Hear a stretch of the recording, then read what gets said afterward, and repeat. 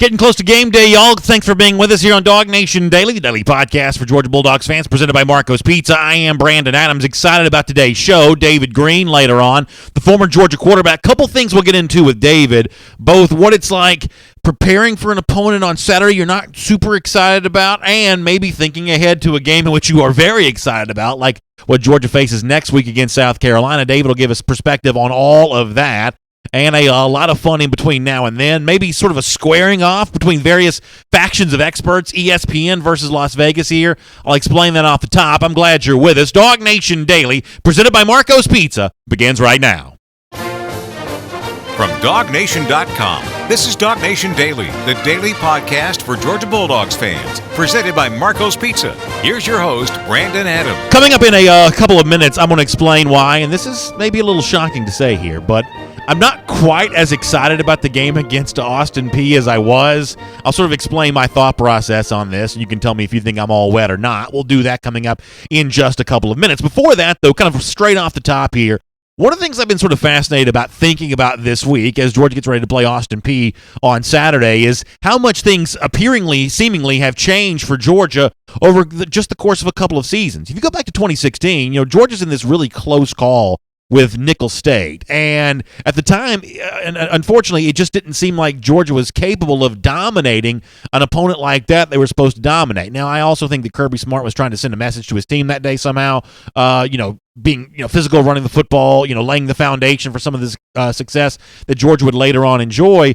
But at the time here, Georgia just wasn't able to quite put that Nicholls State team away. And obviously, you sort of look back on that now it's hard to believe that's where Georgia was then, given where it was in 2017 and where we expected to be in 2018. But for what it's worth, Kirby Smart this week, he was actually asked about that game. Hey, remember when you almost lost to an FCS team? And as you might imagine, Kirby Smart didn't want to talk too much about that. Here is Kirby not really wanting to do a whole lot of looking back. We don't get into teaching tools from other games. I think sometimes you do that as a coach. You get into negativity. What we've tried to emphasize is the truth. And we have a lot of respect for this team like we did App State last year. I compare this team in a lot of ways to App State in that they're coming off of a very strong winning streak from last year. I mean, they've got 3 or 4 transfers that are from major college programs. They've got good football players. We tell our guys all the time, we play to a standard. It doesn't matter whether we're playing Florida, Austin Peay, South Carolina. We play to a standard. And our standard is to go out and dominate the opponent physically, mentally, wear them down. And that's what we try to do. And that way, if you have that message, you're not changing the message every week. The message is very consistent that when we go out to practice, we're trying to be the best team in the country so that when we get in the game, we can dominate people physically and not really worry about the scoreboard or who we're playing. There are a lot of words that Kirby Smart uses there that kind of get your attention. Standard. We believe it may have been set for Georgia in 2017. Dominate. That's certainly something we saw Georgia do a year ago. And then Kirby Smart uses the word best, something that I believe is very much within the threshold of possibility for Georgia this season. It can be the best. It can dominate opponents. I expected to dominate Austin Peay on Saturday, and I'm sort of fascinated by how quickly this standard has been set for UGA because obviously in 2016, that wasn't really the case. And with that in mind, I think it's kind of interesting to keep looking in on what some of the people around the country continue to say about Georgia. And there seems to be this conflict of opinion maybe. There seems to be a certain sort of cap or a ceiling put on Georgia's likely success by some of the national media that maybe some of the betting public doesn't necessarily see. And I've kind of talked about this before. You may remember a couple of weeks ago on DawgNation Daily, we sort of discussed the fact that there seems to be this commonality among a lot of the picks that put Georgia in the college football playoff that they can be in the playoff, but they're not the best. They're only in the playoff if there's a second SEC team that goes in, if it's Georgia going along with Alabama into the college football playoff. With that in mind, I thought that ESPN recently published a pretty interesting piece at ESPN.com where they essentially did a survey of all of their experts for the upcoming season. It's like 40-something people in all that made college football playoff picks, and 13 of the people that picked did put Georgia in the college football playoff, which is not a bad ratio overall when you think about it. But when you drill down a little further, you do see more evidence, more examples of something that I've talked about on this program, that seemingly a lot of those folks that will put Georgia in the college football playoff will only do so if it's along with Alabama as 2 SEC teams who make it. In fact, here are the numbers here. If I did the math correctly, as I said, 13 people picked Georgia to go to the college football playoff in the recent ESPN survey, but of the experts, only 3 put Georgia in as the lone SEC team to make the college football playoff. It's DJ Shockley, who is a UGA grad, Jonathan Vilma, who's only a part-time analyst for ESPN, and Lee Corso, who at this stage of his career may only be a part-time analyst a bit here as well. So, the big bold print analysts that you're used to seeing a lot on ESPN, if they think Georgia's going to the college football playoff, they seemingly think it can only happen if it's along with Alabama. The assumption here is that a lot of people still think Alabama is just sort of way better than the University of Georgia. We've even had experts come on DawgNation Daily and kind of say this from time to time. You hear Kirby Smart says, we want to set a standard here this season. We want to be the best team in the country. And the pushback from the national media would seem to be, well, maybe not yet. You're getting close to being as good as Alabama, but maybe not surpassing Alabama as of yet. And an example of that, Bill Bender from the Sporting News. He's a good friend of ours here around DawgNation Daily. He's a terrific college football analyst in terms of sort of articulating, I think, the common opinion by many national experts on where Georgia sort of ranks in comparison right now to Alabama. I think Bill Bender back during the summer did a pretty good job of explaining that on DawgNation Daily. Here is how he said that then. The hardest part for me doing these bowl projections was not putting both of them in. Because if I had a first team out, I think it would be Georgia. I do see a scenario where, and I have to go back and look, but I think the first 3 weeks of the playoff rankings last year, Georgia and Alabama were 1 and 2. So to me, that the possibility of both of them getting back to the playoff, people are going to get mad about that. But if they're both undefeated and play in Atlanta, and it's a close game, both teams will go to the playoff.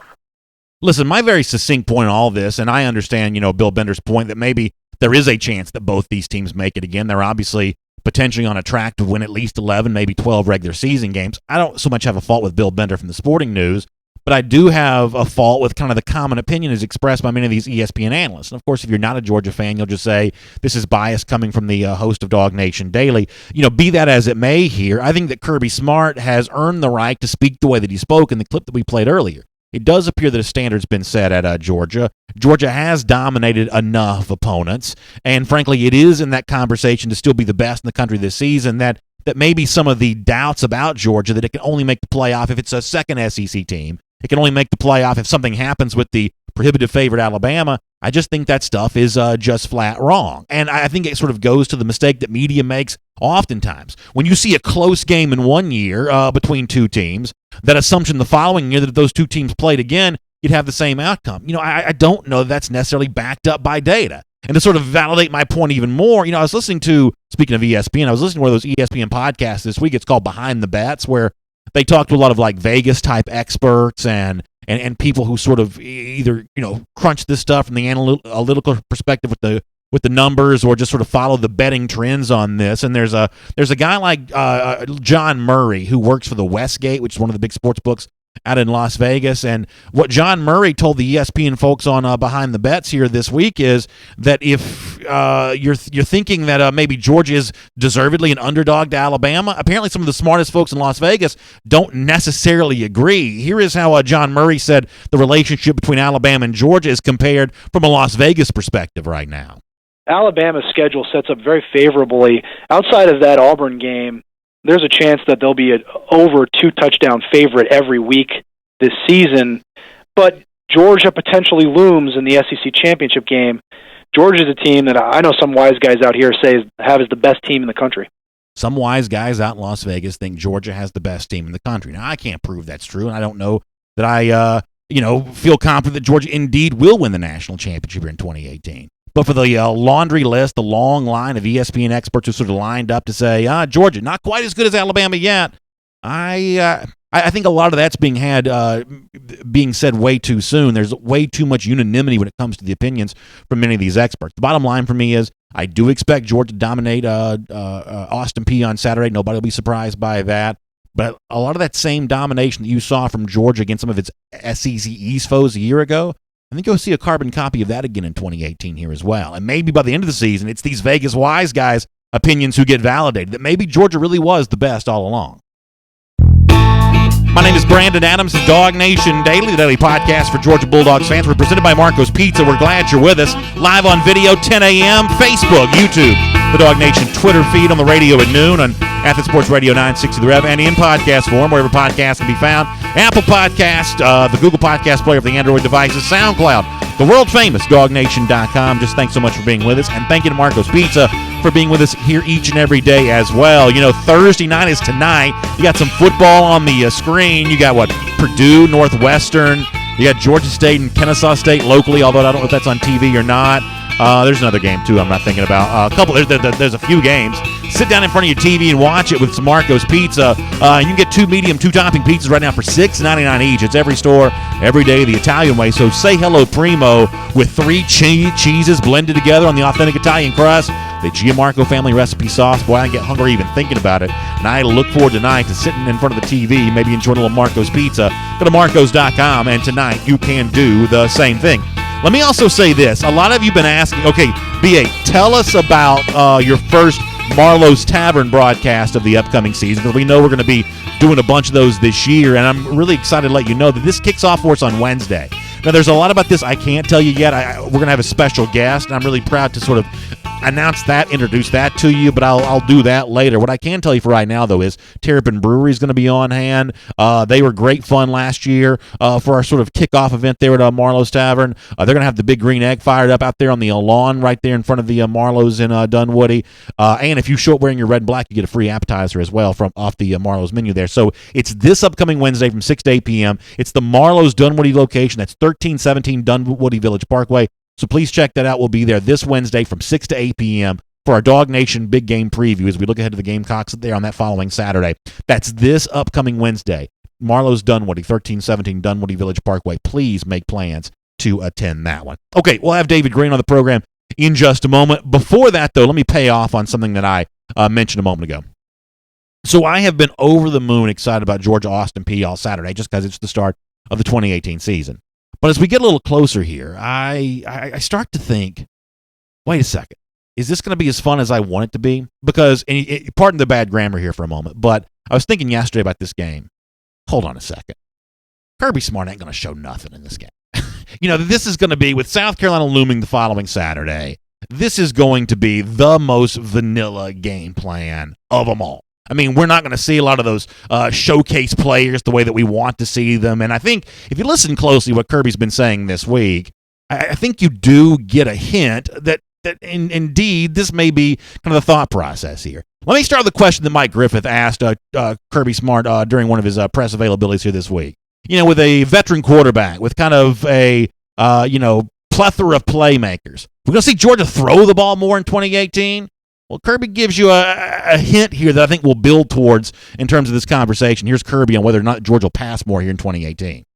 I don't know that you would assume we're going to throw the ball more. I don't know if y'all realize the last scrimmage was really, that's kind of where we were. We needed to defend the pass on defense, and we needed to pass the ball on offense. That had nothing to do with our offensive system. Our offensive system is built around getting the ball to the best playmakers. I think if any good offensive coach will tell you, what is your objective? Number one, score points. How do you score points? Get the ball to the playmakers. If your playmakers are backs, if your playmakers are tight ends, you're trying to get touches to certain players. And sometimes defenses can dictate who you can get those touches to. The defense will dictate a lot of what we do. We're not going in this game saying we're throwing it a lot more. We're not going in this game saying we're running it a lot more. I think that would be a crazy assumption either way. I think the key for us is, can we be balanced? Can we get our best playmakers? Can we get those guys the most number of touches so that we can be successful? That's what we're focused on. So when I think playmakers, I think about a guy like, say, Demetrius Robertson here. That's a guy that's making his debut on Saturday. That's a guy I want to see a lot of. And once again, when you think about the best strategic decision from Georgia, maybe sort of holding him back a little bit and not unleashing him until you get to South Carolina, maybe that makes the most sense. As I said, there have been some hints from Kirby Smart this week that may be indeed what Georgia ends up doing. For instance, Kirby earlier kind of talked about the fact that when it comes to like that dominant standout wideout, Kirby says you got to get the ball to your playmakers, but at the wide receiver position, if you hear Kirby speak about it, maybe we don't yet know who those playmakers for Georgia necessarily are. Maybe wide receiver by committee. Here's more of Kirby in talking about that wide receiver core. I've been pleased with the receiver and the competition in it. Terry's got great experience, but those other guys have really been competing hard, helping on special teams. I don't think that we have just a dominant wideout. We don't have that, but we've got a group by committee that, man, they work hard. So listen, I've said before that I don't necessarily believe that's true. With all due respect to McCole Hardman and Terry Gobbin, who I think could have great years, Riley Ridley, who showed out in the national championship game, I do sort of think that Demetrius Robertson's going to end up being the dominant wideout. But as I said, maybe we don't get to see that necessarily on Saturday. Maybe that's not necessarily going to be put on display. I will tell you this. I want to let you hear later on what Kirby Smart said about Demetrius Robertson. I'm sort of short on time right now, so I may hold off on hearing from Kirby on Demetrius Robertson. And I guess I'd also sort of be curious to hear from you. Do you think that I'm right about this? Is Georgia going to hold back D-Rob? Or maybe James Cook, who Mike Griffith has written a lot about at DawgNation.com, or some of these other potential playmakers here. Does Kirby kind of keep them under wraps a bit heading into South Carolina next Saturday? And if he does, that's his prerogative. That's probably the smart thing to do. But I will admit that I was kind of excited about seeing them showcased against Austin Peay. But strategically speaking, that may just not be the smartest thing to do overall there. We'll hear more from Kirby on this subject, including what he had to say about Demetrius Robertson this week a little later on the program. Let me also tell you, make sure you go to DawgNation.com, sign up for our DawgNation Invasion giveaway courtesy of Kroger. We're heading to Baton Rouge in October. Kroger wants you to be with us. You and a guest could be a big winner here. Just go to DawgNation.com. You can sign up. Be there with us in New Orleans on the Friday, in Baton Rouge on the Saturday for our DawgNation Invasion giveaway, courtesy of Kroger here. Check out more of that at DawgNation.com. All right, it is great to have you with us here on a DawgNation Daily presented by Marco's Pizza. Really excited about our next guest. He's the former Georgia quarterback. He's got so much insight into everything happening around the program, and he's going to tell us about a big event happening downtown Athens on Saturday. Let's say hello to David Green right now. And as I said, he is a great friend of us here on a DawgNation Daily, and he is really going to let us know about something that's really, really fun happening coming up this Saturday in Athens. It's always great to have David Green here on DawgNation Daily, former Georgia quarterback. And this Saturday, Tailgate Apparel, that's 279 East Broad Street in Athens. Great spot for UGA Apparel. They're going to have a big autograph signing. David will tell us more about that coming up in a moment. If you're looking for something really fun to do before the game on Saturday and maybe get some game day gear, Tailgate Apparel, a great way to do that. David, welcome back to DawgNation Daily. How you doing today? Good, Brandon. How about yourself, bud? I'm doing really well, and I guess if you don't mind, let me just sort of start off kind of with some of the stuff I was just sort of talking about before you joined us. Georgia does play Austin Peay on Saturday. Over the course of your career, you know what games like this kind of look like, kind of feel like. For some fans, maybe they're not as exciting as some of the other opponents that you might play during the season, but how do you stay focused during practice for a game like this? I know coaches are saying, hey, don't take anybody lightly, and coaches are saying, do your job the way you're supposed to, but human nature is to maybe sort of peek ahead a bit or sort of downgrade your opponent if it's not the same caliber of player that you think that you are. How does Georgia handle that this week, you think? Well, I tell you, the one thing that I've been impressed with Coach Smart, especially last year, it didn't seem like there was one game last year that Georgia didn't show up ready to play. And I think a lot of it starts with practice where, you got to make sure you practice hard. You want to create a mentality that whenever you lace them up, you step on the field, there's a certain way that you play. And I think Kirby's done a good job of saying that, whether it's a game or practice or whatnot. When you step out on this field, it's time to work, and it doesn't really matter who you're playing. It is a standard that we hold ourselves to, and when you create a culture like that, you don't really have the letdowns and kind of the yo-yo games that we seem to have in years past. And so, and here's the other thing, Brandon. You work so hard in the off season and workout programs and the whole deal just to get the opportunity to play 12 to 15 games if you're lucky. And so, if you get a chance to finally play, you need to take advantage of it. That's a really good point. Really good point. Something else I was also mentioning before you joined the show today is this assumption that I'm starting to gather that, I'm excited about seeing Demetrius Robertson his first game as a Georgia wide receiver, but maybe Kirby Smart and Jim Chaney choose not to showcase him too much. Same for some of the freshmen, guys like James Cook, who could be an explosive playmaker. Maybe you keep that a secret a bit. Maybe even do some of that with Justin Fields as well. The repertoire of skills that he has, if you've got something special in mind for him, you don't really show that against the Governors of Austin Peay. In terms of actual game planning that goes on, did you get the sense going into some of the lesser opponents that you may have played during your career that y'all were working with a smaller playbook, that your best stuff, the stuff that you knew could work against a good team, that you were deliberately sort of holding that back? Was that ever a conversation that you actually had going into a game like this? No, and I think that's probably something maybe the coaches have amongst themselves is if you get up by 28 points in the second quarter, we don't want to be showing our triple reverse passes and all that kind of stuff. You're thinking more about playing time. But, as a player, and I think as a coach as well, you want to go out there and just treat it and respect your opponent and go, you know what, we got to go out there, execute the game plan. And if everything goes smoothly, you kind of got a plan B over here on how you want to, subs and get everybody into the game.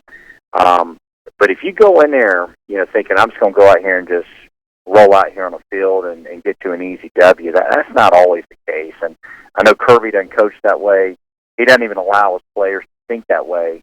And like we talk about that mindset, so, Brian, that's the most important thing in football. And when you look at championship teams, they show up ready to play. It doesn't really matter who it is. Alabama's done a great job of this year after year, because they always have a number of cupcake, games on their schedule as well. And they don't go out there and typically just lay an egg. They go out there and score 62 points, seems like, before half, and then the other guys get to come in.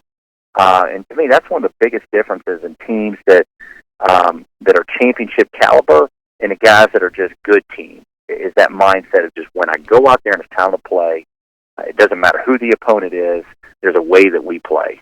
It is great to have former Georgia quarterback David Green here on DawgNation Daily today. And don't forget, if you're looking for some really great game day gear, make sure you check out Tailgate Apparel, 279 East Broad Street, downtown Athens. It's the old Harry Bissett's building. It is a great spot for your game day stuff. And, David, before we get back to our Georgia conversation, I will tell you this real quick. We were at Kroger last week for our DawgNation season kickoff. There was a guy in there, black sort of T-shirt, very cool, retro style. And I said, hey, where did you get that T-shirt? I love that T-shirt. No joke, David. He says, I got this at Tailgate Apparel. So if you're kind of looking for that retro, stuff, the stuff that looks like, just kind of the old school UGA vibe, a lot of that Tailgate Apparel stuff really has that. And those Tailgate Apparel T-shirts, this time of year when it's really hot outside, those Tailgate Apparel T-shirts are really perfect for that. So, David, there were folks wearing some Tailgate Apparel stuff at our event this past Thursday. It was kind of nice to see. Well, it's amazing. The store's only been around a couple of years, but it's amazing. I'll walk even around Snellville and around my kid's school, and I'll see Georgia fans with the gear on too. So it's nice to see and excited that I get to see old buddy Sean Jones this weekend as well. He'll be over at Tailgate sign up from 12 to 2. Just excited to see him. You talk about a great dog and just phenomenal player and even a better person. So he's going to be in Athens. So all the dog fans that are out there, y'all come by and see Sean. I know he'll be glad to see everybody. Yeah, I want to make sure we really promote that good before we're done here, because that's a great autograph signing, and I know a lot of folks are looking for something fun to do before the kickoff. That'll be great at Tailgate Apparel. Let me squeeze in one or two more quick questions before we let you go here, though. Laura Rutledge, who is like a ESPN personality, she was at Georgia practice recently, and she said that she observed Georgia working both on Austin Peay and also looking ahead a bit to next week opponent South Carolina, at least according to what she'd seen during Georgia practice. Is that the kind of thing that does go on this time of year? Is there that little bit of peek ahead to South Carolina? I know the company line is to say, no, you don't look past your opponent, but procedurally, obviously South Carolina is a very important game for Georgia. How much practice time do you think the Dogs are able to steal away for the Gamecocks, given the fact they're playing the lowly Governors on Saturday? You know what? I'll be honest with you, Brandon. I would be shocked if they were actually preparing ahead for South Carolina already. I mean, that kind of goes against every coaching philosophy you see 1 week at a time. Now, they may be putting in different, plays and defensive packages that they may or may not use this week and they plan on using next week, but the coaches aren't going to tell the players that. And I certainly don't think that the coaches would let the players know that we're starting to kind of get geared up for South Carolina. All my years of playing, it was always the game, this week and right here in front of us. I would be shocked in that Coach was actually preparing for South Carolina this week. That would, I would be more than shocked. So, quick question for you. Obviously, Jake Fromm goes into his second season as Georgia starter here this year. And I think back to your own career for a moment. In 2001, you got some great success as a freshman quarterback. In 2002, you had all that sort of experience under your belt to sort of look ahead to the upcoming season.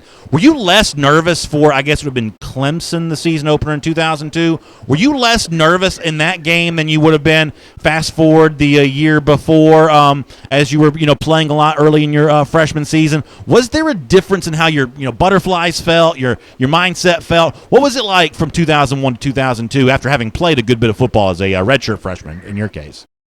Well, here's the biggest difference. I think in 2001, going into the first game, I thought I could play at that level, but you never know until you prove it to yourself, right? And so when I stepped on the field at Arkansas State the first game, I was confident but certainly nervous because it was a brand new environment for me. Going in 02, I knew I'd been in that situation before and knew I could do it. It was just a matter of doing. Now, I always felt like the butterflies, they never went away. In fact, I actually thought that if I wasn't nervous before the game, I probably wasn't ready to play.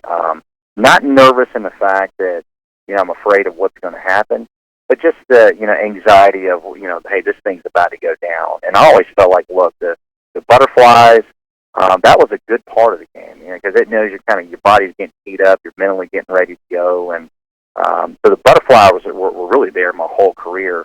But the biggest difference is confidence in year 2 versus year 1.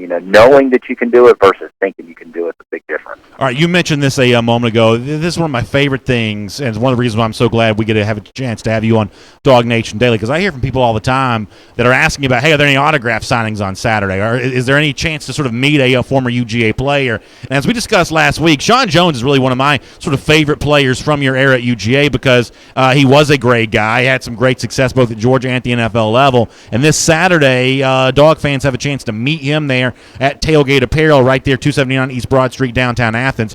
David, can you give us some more details, the times on this, and anything else you think we need to know about Georgia fans' chance to sort of say hello and meet Sean Jones coming up on Saturday? Yeah, the key is, he's going to be there from 12 to 2. So you got 2 hours to get there. So just when you're downtown or whatnot, stop by and see him. I kind of mentioned it earlier. Sean's a great guy. I mean, he was a phenomenal player, phenomenal athlete at Georgia. But if people get a chance to go by and meet him as well, I mean, salt of the earth guy, lives in Atlanta now. Believe it or not, he actually owns a farm. He farms now. That's awesome. In Atlanta. So he's obviously got some pretty prime real estate to have some acreage in Atlanta.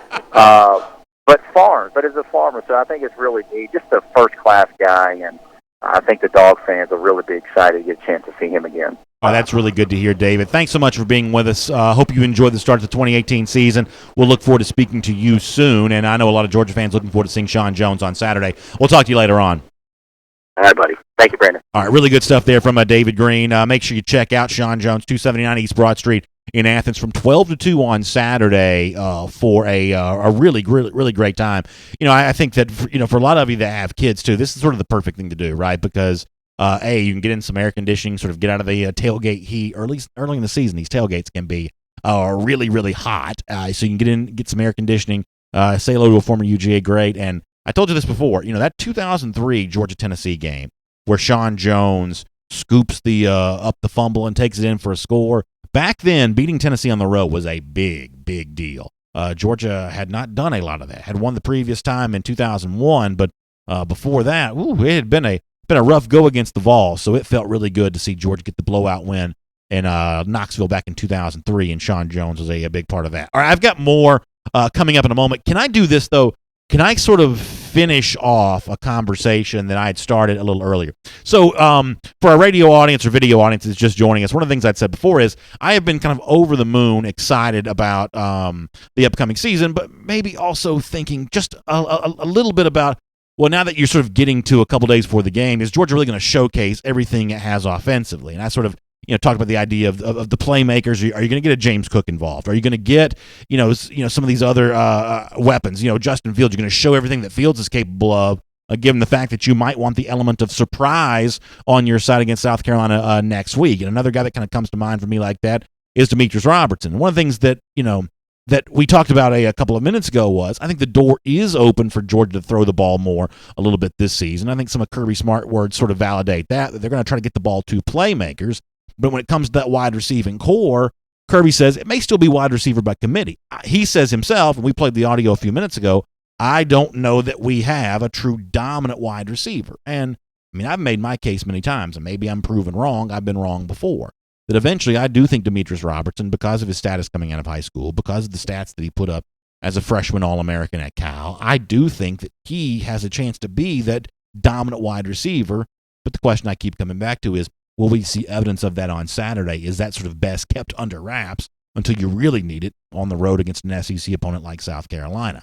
As far as what Kirby Smart's thinking about Demetrius Robertson here at the moment, when he was asked about Robertson, who is been practicing, but kind of been away from football for a while. Is he really ready to kind of get out there and go as a true gamer on Saturday?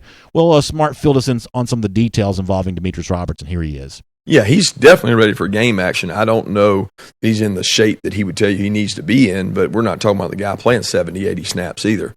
So where he's been a blessing for us is he's been extremely competitive in the special teams department, which I didn't know if he had played a lot of special teams during his career. I know he played a little bit of defense in high school, but he plays with toughness. He's helped us on punt. He's helped us on punt return.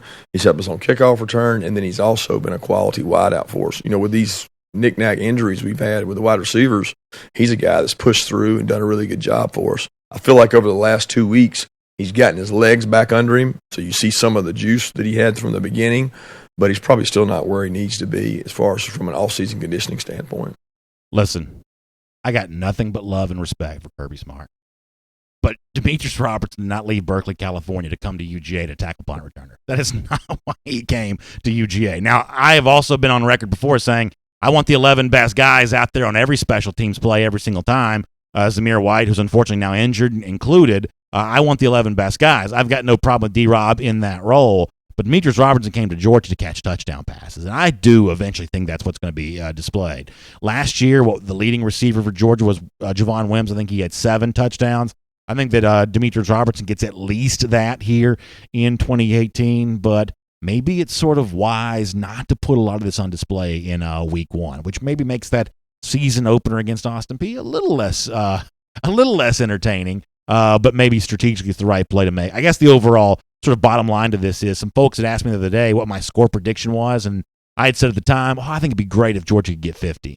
I don't think Georgia's getting 50 on Saturday. I don't think it wants to. I think it wants to get a nice, comfortable, easy win and get out the door and start putting its head down, getting ready for South Carolina, which means that maybe you keep some of these toys kind of in the toy box until you really need them the following week. Let's take a look around the rest of the league. This is SEC Through. All right, really fun stuff with David Green, and really fun to kind of look ahead to the upcoming Saturday against Austin Peay. Can't wait for all of that. And, of course, cannot wait for the rest of the action around the SEC here as well. So with that in mind, as we start our SEC Through here, let's get ready to welcome back our friends to MyBookie to the program. You all know around DawgNation, we really love MyBookie because when it comes to the folks who want to get some action down on a game, and I know many of you do, listen, you hear me spout my opinions all the time. I'm wrong, all the time. But you probably have a great chance to be much more right, more correct than I can.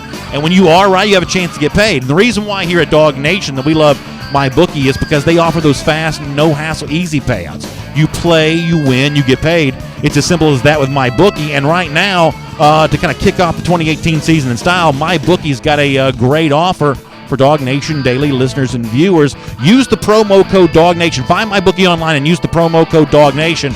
Your first deposit is going to be matched dollar for dollar, but you've got to use the promo code DawgNation. Just find MyBookie. It's MyBookie. Find MyBookie online and use the promo code DawgNation. You can get your first deposit matched up to dollar for dollar there when it comes to that from our friends at MyBookie. Speaking of that, let's do our MyBookie best bets, and let's talk a little bit about some of these SEC games this upcoming weekend in terms of the point spreads on those. Let me start with Ole Miss Texas Tech here. I don't have a strong play on this game one way or another. I guess it's probably too cliche to say I like the over here between the Rebels and the Red Raiders. I don't know that either one of these two teams are going to be playing a whole lot of defense here. Listen, my intuition is to say that Matt Luke probably wants to get his career started on the right foot here against Texas Tech, but this feels like a stay-away game for me. I don't have a strong play on either side of that. I do have a strong take, though, on Washington and Auburn. I think the MyBookie best bet on this game for me is Auburn, and I know that Connor Riley, one of the guys that works with us, is in vehement disagreement with me on that. Vehement's probably a bigger word than I should be using, but he loves the Husky side on this. Here's my point. Washington's not coming 3,000 miles into the heart of SEC territory here and beating Auburn in this game. I actually like Auburn by about 2 touchdowns, and I'll tell you why. There's not a defense like Auburn within 2,000 miles of Seattle. There's just not. This front 7 group for Auburn is for real. I think the Marcavius Big Cat Bryant's a breakout player here this year. I think that Derek Brown, obviously to the chagrin of many Georgia fans, is a real beast in the middle. Another former UGA commit, Dontavius Russell, I think much the same way. The battle between Jarrett Stidham and Jake Browning, the two quarterbacks, should be fascinating here. But it's really the Auburn defense that's the difference maker for me. I don't think Myles Gaskin, the Washington running back, finds room to run here. I think this is an easy Auburn win. I feel the exact opposite from the SEC perspective, though, on the Tennessee-West Virginia game. I just believe this is a really bad year for Tennessee. And the reasons why I think they're going to be bad makes the matchup with West Virginia even worse than the typical opponent.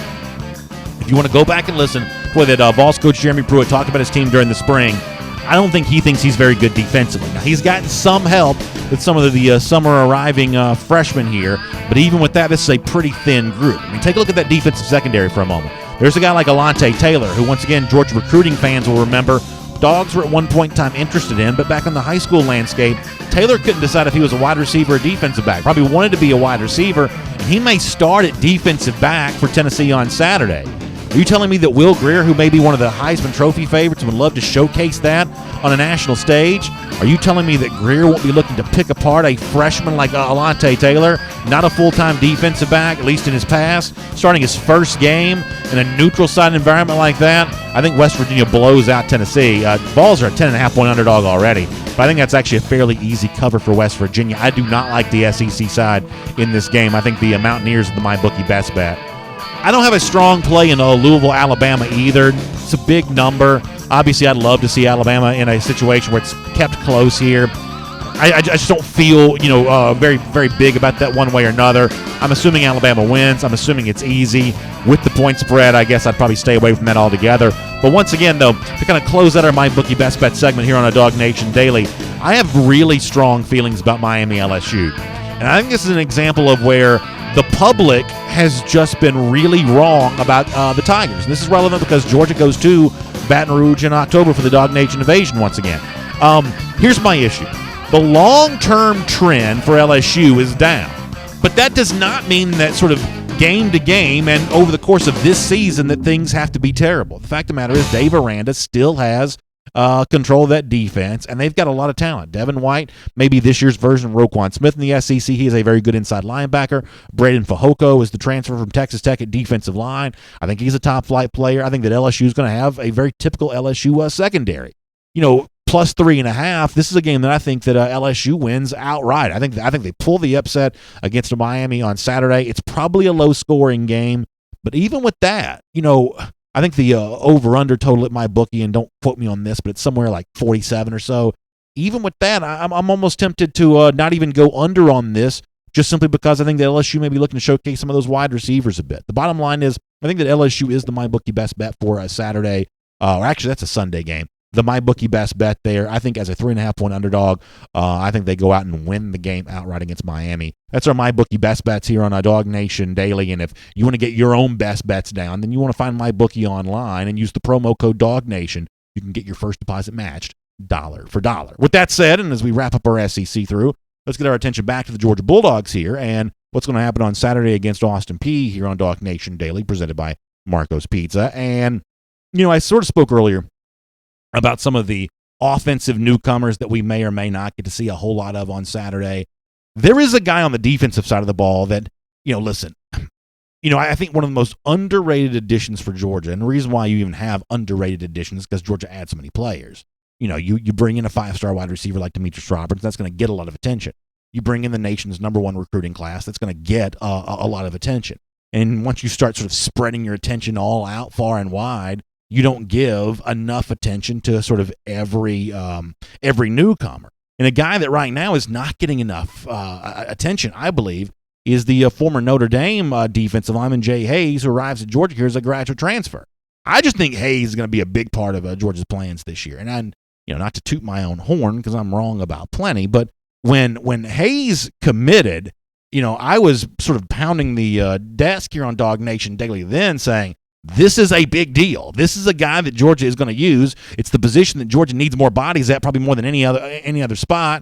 And Hayes is the guy that can play. He had 7 tackles versus Georgia, ironically, against Notre Dame a year ago. This is a guy that could have gone to Oklahoma. This is a major addition to the program. And starting on Saturday, I think you're going to see a lot of what Kirby Smart likes about Jay Hayes. In fact, Smart did give us a preview earlier this week of what we may all see in game action for the first time from the former Notre Dame defensive lineman, now graduate transfer to UGA. Here is Smart on Jay Hayes.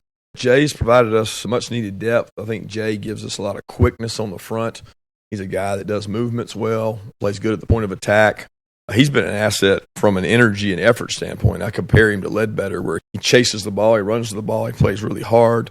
He's adjusted to our system very easily. I think having been an older player, he just learns easier, and he's going to provide us a lot of depth. He's going to be able to play a lot of snaps.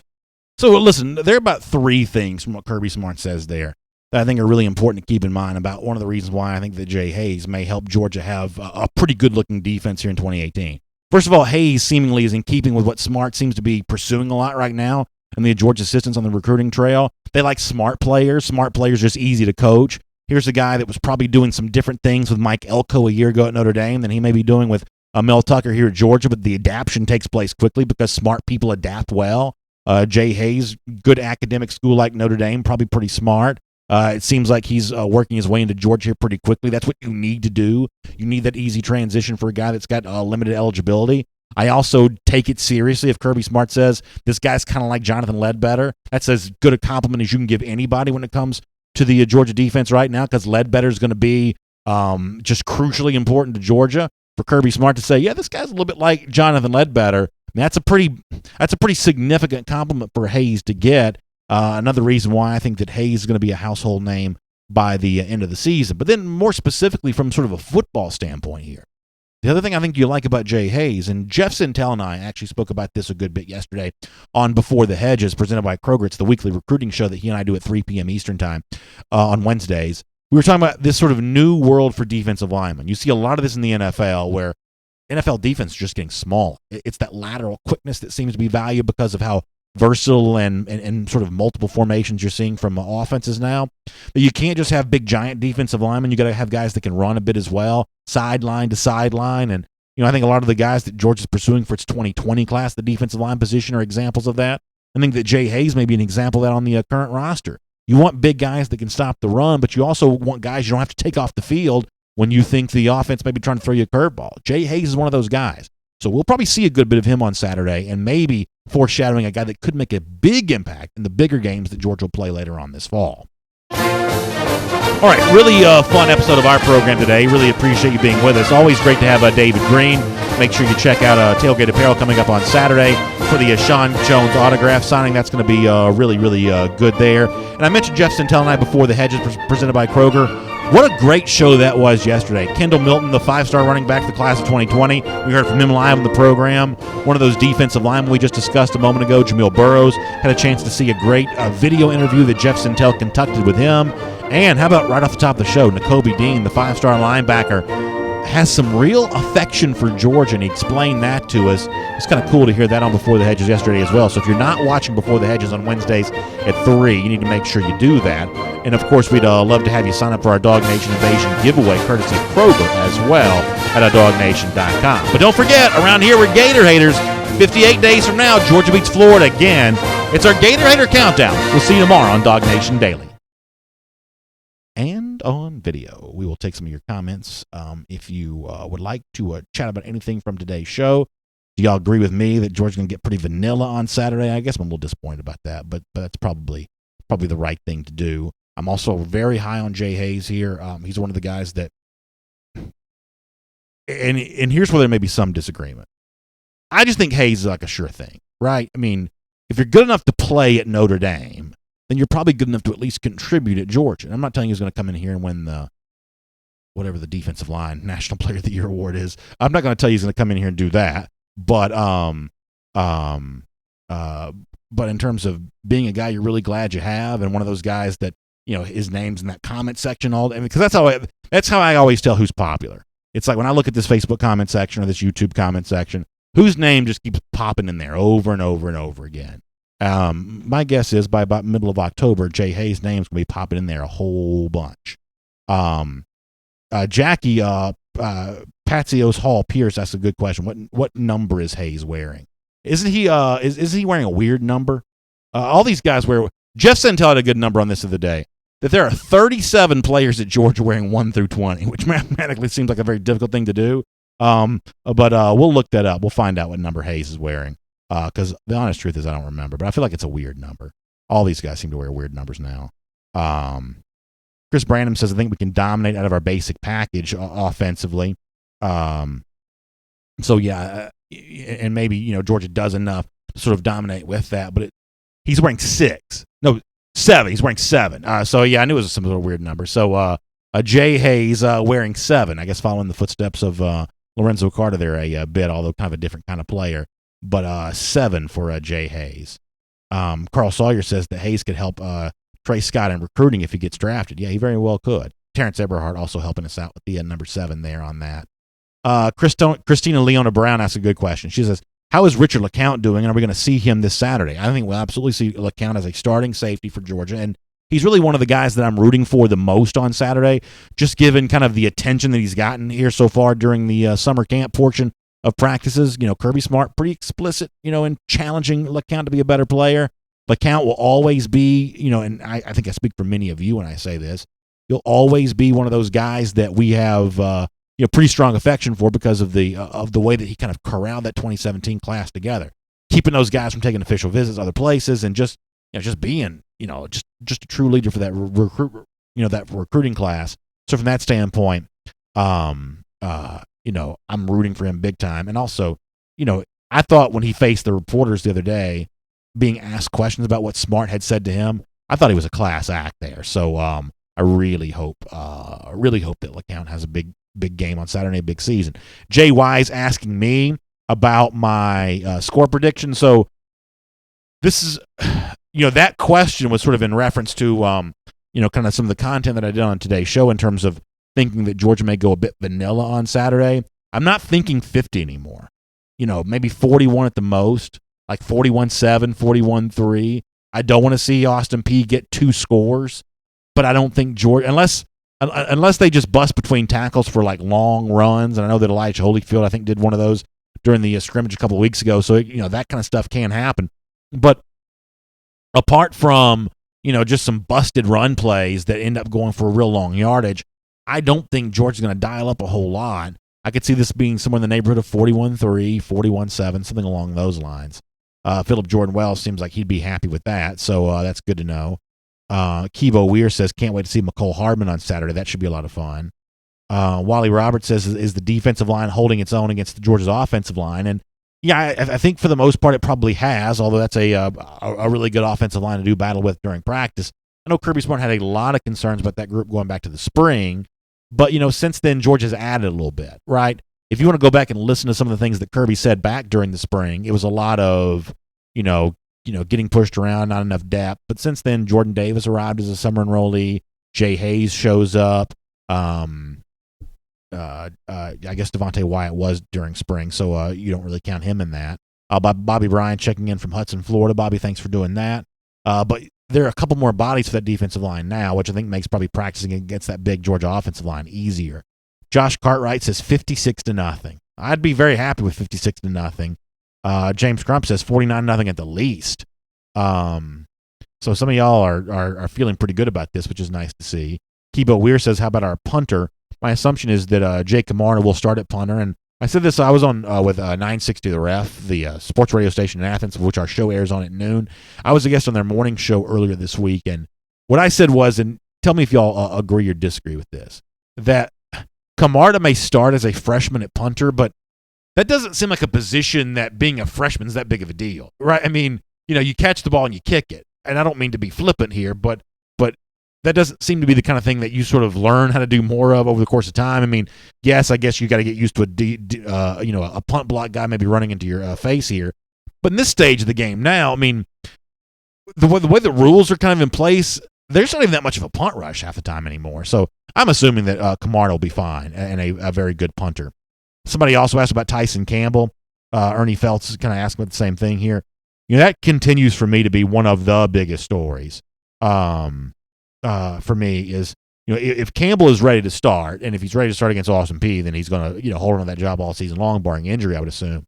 Then Georgia's just in great position. Georgia is just in such a good position. There are a few players that I think on the Georgia roster who are kind of that difference maker in the potential of winning a national championship. And I haven't really made an official prediction on what Georgia's going to do this year because the truth is I don't know. I mean, I think that they are absolutely a playoff contender. I think it comes down to a December game against Alabama. I think the winner of that game goes to playoff. I think the loser is going to be having to cross its fingers and hope. So, I mean, it's very difficult to sort of know how that's going to play out. I think that Georgia could beat Alabama, but I think it's going to be really hard.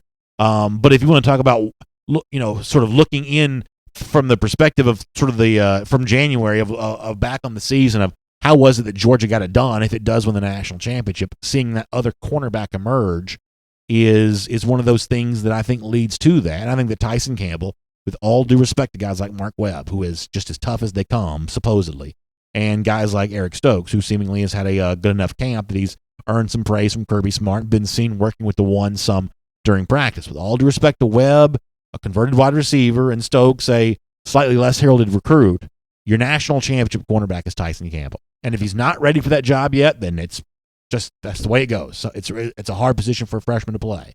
But your national championship cornerback is Tyson Campbell. Is he ready for that role?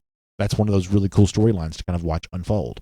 Let me pop over to YouTube here for a moment and speak to 404 Dog for Life, who says, can't wait to see D-Rob and Hardman blow the top off the defense. Yeah, I'm the same way. But do y'all think that I'm wrong? They're not doing that on Saturday. They're not going to throw deep. I mean, Demetrius Robertson came to Georgia to catch deep throws.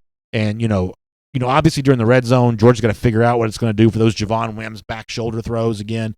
And those are important plays in the playbook. There's a guy at SB Nation that just wrote a kind of a cool piece about how critical red zone offense is at the NFL level, about, just how much tougher it is to just sort of score when the field is shortened. So red zone's still an issue that Georgia's going to be thinking about here for 2018. But in terms of why D-Rob came to Georgia, he came to Georgia to look at single coverage and blow past a defensive back. I want to see that. I agree with a 404 Dog there that it's going to happen with he and Hardman both. I just think we may be we may be twiddling our thumbs a bit on Saturday because I don't know that Georgia wants to showcase everything it's got. Big Dog 95C checking in from Foley, Alabama. Big Dog, welcome to the program. Dapper Dan says the funny thing is when we beat South Carolina, no one will care or be surprised, but they think they really have a chance of their thing. It's the Super Bowl week 2. Yeah, I think what Georgia fans want there is Georgia fans want more than just a win versus South Carolina. I do think Georgia fans want to make some sort of announcement. Hey, look at Georgia. And I don't think it's unreasonable to be greedy there. I really don't. I mean, will I be a little disappointed if Georgia beats South Carolina 21-17? I really will. I mean, I just got to be honest with you. That's likely putting you at 2-0. That's 1-0 in the SEC. Already kind of on the way to owning the East maybe again. But 21-17 against South Carolina, even on the road, is not what I want. And I saw somebody on one of the message boards, I think that this may have been our forum, that said Georgia's only 5-4 since 2000 against South Carolina on the road, which is obviously bringing to mind the Quincy Carter game from 2000, that rough sort of era, 2010, 2012, when Gamecock's really tough to beat up there. So Georgia's had its issues on the road there in Williams-Brice Stadium, but as our commenters say all the time, this ain't that Georgia. This is going to be a team that's at least a 2-touchdown favorite next week, and a team that I'm looking to see cover that number. Cameron Merrill says, well said, Dapper Dan. I'd agree with that. Devontae Lett talking a little trash towards South Carolina here. Listen, I don't mind a little good-natured stuff like that back and forth. And, I was in Augusta, and by the way, if you ever notice my laptop here, you see the Augusta Bulldog Club sticker that they gave me on my laptop now. Jeff and I were in Augusta for the Bulldog Club meeting, a couple weeks ago, and listen, that's right there on the border between Georgia and South Carolina. It's the side of the Great Border Bash every single year, and trust me, they are ready for that game down there in East Georgia. So I feel a lot of camaraderie with a lot of those folks there that are really looking forward to that message being sent against South Carolina. Levi Dockery, though, pumps the brakes on that. He says everyone needs to chill, thus blowing South Carolina out. They got one of the – let me see what he says. Let me get the rest of this comment. Lee says, one of the most experienced quarterbacks in the SEC, and Debo back. So I agree with you on half that, and I'm not going to buy the other part of this. I think that Deebo Samuel is a really dangerous player. I just do. I think he's potentially a first-round pick in the NFL as a wide receiver. I also think he's a lethal kick returner. This is a guy that only played, 2 or 3 games a year ago, but when he did play, was electrifying. So if he's healthy for a full season, there's some stuff coming out of Columbia right now that so far during practice he has looked like he's just full go, ready to be the Deebo of old pre-injury. If that be the case, he becomes a very difficult player to deal with. Brian Edwards, the receiver on the other side of the field there, is no slouch either. Now, they don't have Hayden Hurst, that big tight end, anymore, and Hurst in person was one of the most impressive players I saw all season a year ago. He just looked like a giant, and he was open on every single play. So he's a hard player for South Carolina to replace. So I agree with you with those. But the point is, I agree with you that that Deebo Samuel is a real load for Georgia to deal with, next Saturday. But if you give me the head-to-head matchup between Jake Fromm and Jake Bentley, I'm taking Jake Fromm right there. And I like Bentley, but I'm taking Fromm over Bentley. Chris Harris says, do you think we'll travel and take over stadiums like we did last year? That's a really good question because, some of the stadiums you're going to this year are a little harder to take over, just being frank. It's a little harder to take over Death Valley and Baton Rouge because LSU fans really like their team. Now, if LSU lose to Miami on Sunday and then lose to Auburn a couple weeks after that, those tickets may become a little easier to come by at that point in time. And yes, you may see a sea of red in there. Williams-Brice Stadium, week 2 is a tough stadium to take over because Gamecocks fans are really buying into that as a big moment in the early sort of era of the Will Muschamp administration. That's going to be a tough stadium to take over. You may see a lot of what you saw in Knoxville a year ago and Jacksonville a year ago, where by the end of the game, it almost seems like there were never any of the opposing fans in the stadium. You may see one of those deals where Georgia fans are sort of left in those aluminum bleachers like conquering heroes with no more foes left to vanquish. You may see some of that, but these SEC folks don't give up their tickets quite as easy as those people in South Bend did, so you may not see as much of that. Randy Hall says, BA, again, thoughts on D'Angelo Gibbs. So I have been a roller coaster of emotions on D'Angelo Gibbs. I touted him that this is going to be a guy that's going to be back and doing big things for Georgia. And then Kirby started saying some stuff that made me think, ooh, maybe I was wrong about that. Go back to June. Listen to some of the stuff that Kirby said then. It was, we got to wait and see if he's even going to be on this team. At that point in time, I started sort of walking back my initial opinion. And then slowly started getting a little more optimistic to the point now where I think that D'Angelo Gibbs is going to make the impact for this secondary maybe that I thought he might be able to make all along. I mean, he just seems like tailor-made for that star position, and Georgia needs a star. If Campbell locks that one cornerback spot down, it becomes a major competition for that 5th defensive back. Now, you're still going to use a linebacker in that role, some on the early, potential rundowns, but on those passing downs, you need somebody else. Now, Gibbs is also, he's a little bit bigger guy anyway. He can kind of step in there and be a little bit of a thumper in run coverage, maybe a bit as well. I think that D'Angelo Gibbs could be a guy that you really hear from this year, and I'm really happy to hear that because he was one of the biggest wins for Georgia's 2017 class, and it'd be really cool to think about him kind of being involved here this upcoming season. Mike Harvey pointing out the recruiting difference between Georgia and South Carolina. Mike says South Carolina's got 0 5-stars and 23 4-stars. We have 21 5-stars and 51 4-stars. And honestly, that's the reason why I think this game's going to be what it is. I just don't think it's going to be. Honestly, I don't even think it's going to be a sweat job for Georgia really at all. I just think that Georgia wins the game easily. I just really do. And I thought that Kirby Smart said something interesting earlier this week. He was asked about, and I'm really late. I got to get ready to go here in a minute. But he was asked about, hey, did you ever think about taking a job like Austin Peay when you were kind of coming up the ranks as an assistant coach? And he said something to the effect of that he was always looking for the right job because being a good coach is about being in a school where you have proximity to good players and you got to get better players than your opponent. Then he went on to say a phrase that I fully believe in, although it was interesting to hear Kirby articulate this. He said that the coaching part is overrated, and it just is. I mean, it just is. People want to act like Nick Saban's some sort of magician that he, can, see through walls and see the opposing team's play card and sort of anticipate what they're going to do. I, for the most part, think that's all myth making. College football games are won by the teams that have the best players. Not every single time. If that be the case, we could all be rich. We could bet every single game. But the lion's share, the overwhelming majority of college football games are just won by the team with better players. And South Carolina is getting a better roster than a lot of teams in the SEC. But they are slowly but surely kind of doing that. In comparison to Georgia, there's still a long way to go. And, when I think about this kind of stuff, I just think about it in terms of where the talent advantage lies. And against South Carolina next week, it's a huge talent advantage for Georgia. All right, let me go back to YouTube, and then we'll get ready to get out of here.